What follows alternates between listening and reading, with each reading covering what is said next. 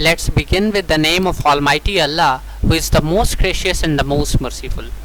ये हमारा practical number 15 है माइक्रोसॉफ्ट एक्सेल का।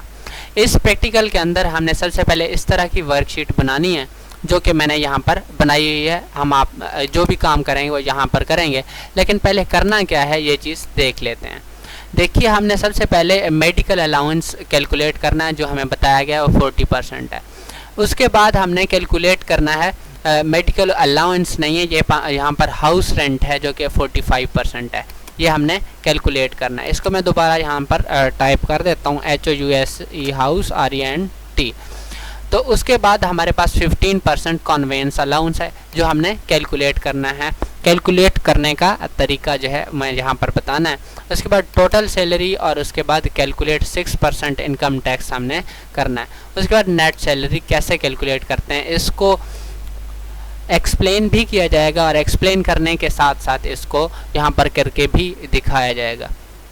यहाँ पर हम अपने प्रैक्टिकल को स्टार्ट करते हैं कहाँ से जी, 40% मेडिकल अलाउंस को। एक्सेल शीट में जाते हैं, इस तरह की वर्कशीट आपने तैयार किया क्या है, हमने मर्ज किया है यहाँ पर इन दोनों सेल्स को, और यहाँ पर बॉर्डर्स अप्लाई किए हैं।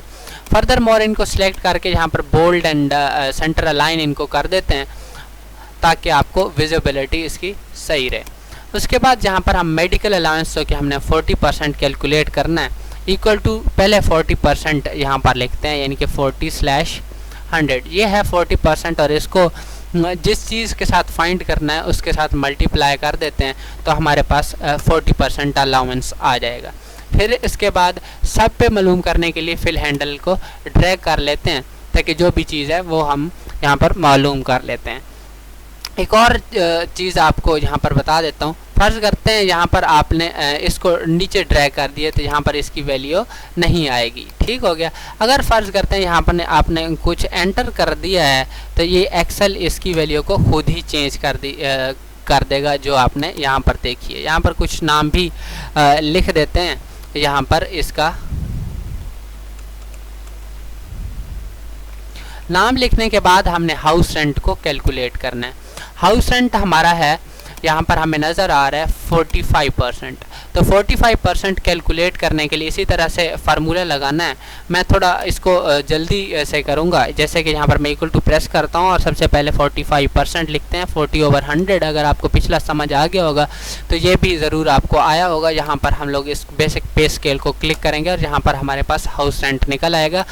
उसके बाद यहाँ पर हम इसको फिल हैंडल के ज़रिए से ड्रैग करेंगे, तो ये सारी चीज़ों को ऑटोमेटिकली प्रिंट कर देगा। नेक्स्ट है कॉन्वेंस अलाउंस। कॉन्वेंस अलाउंस को मालूम करने के लिए हमें सबसे पहले पता होना चाहिए कि ये 15% है। अब हम इसको 15% यहाँ पर लगाते हैं, इक्वल टू को बटन प्रेस करेंगे। प्रेस करने के बाद 15% लिखेंगे, जिसका मतलब होता है 15/100, और इसको मल्टीप्लाई करेंगे बेसिक पे के साथ, और हमारे पास यहाँ पर निकल आएगा जो कन्वेंस अलाउंस है वो। अब हमने टोटल सैलरी को फाइंड करना है। ये चीज़ हम पहले भी यूज़ कर चुके हैं, लेकिन यहाँ पर हम लोग इसको रिपीट करेंगे ताकि आपकी रिहर्सल, आपकी प्रैक्टिस एक्सेल की अच्छी हो। इसके लिए यहाँ पर हमने इक्वल टू का बटन प्रेस किया, और यहाँ पर हम लोग सम फंक्शन को इस्तेमाल करते हुए इसको कैलकुलेट करेंगे। ब्रैकेट तक आपको पता है। यहाँ पर अब हमने मेडिकल अलाउंस, हाउस रेंट और कन्वेंस अलाउंस को सिलेक्ट किया है, और उसके बाद यहाँ पर ब्रैकेट को मैंने क्लोज कर दिया है और एंटर प्रेस कर दिया। इसका एक और भी तरीका है जिसको मैं आगे एक्सप्लेन करने वाला हूं। अब हमने इनकम टैक्स मालूम करना है। सबसे पहले हमें पता होना चाहिए इस टोटल सैलरी के ऊपर जो इनकम टैक्स लगता है वो है कितना। यहाँ पर जो शीट मैं बना रहा हूँ इसके अंदर जो है इनकम टैक्स जो है वो 6% है। ये टोटल सैलरी हम लोग मालूम कर चुके हैं। 6% ये मालूम करते हैं। टोटल सैलरी में हमने इन सारी चीज़ों को सम कर दिया है। ठीक है, टोटल सैलरी हमारे पास आ गई ये चीज़। अब हमने इनकम टैक्स जो है मालूम करना है। इनकम टैक्स जो है हम मालूम करने के लिए यहाँ पर 6% चूँकि, तो इसी तरह से वही फार्मूला लगाएंगे।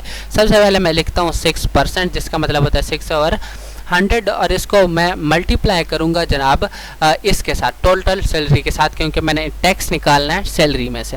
तो यहाँ पर मैं इस तरह से इसको जो है निकाल लूँगा। नेट सैलरी क्या है? नेट सैलरी ये है कि टोटल अब सैलरी बच कितनी रही है। टोटल सैलरी इनको इन चीज़ों को मिला के इनकी ये बनती थी। उसके बाद हमारे पास टोटल सैलरी इन चीज़ों को मिला के ये बनती थी और इसके ऊपर टैक्स लग रहा है 636, यानी कि टोटल सैलरी में से इनकम टैक्स निकालेंगे तो नेट सैलरी बच जाएगी।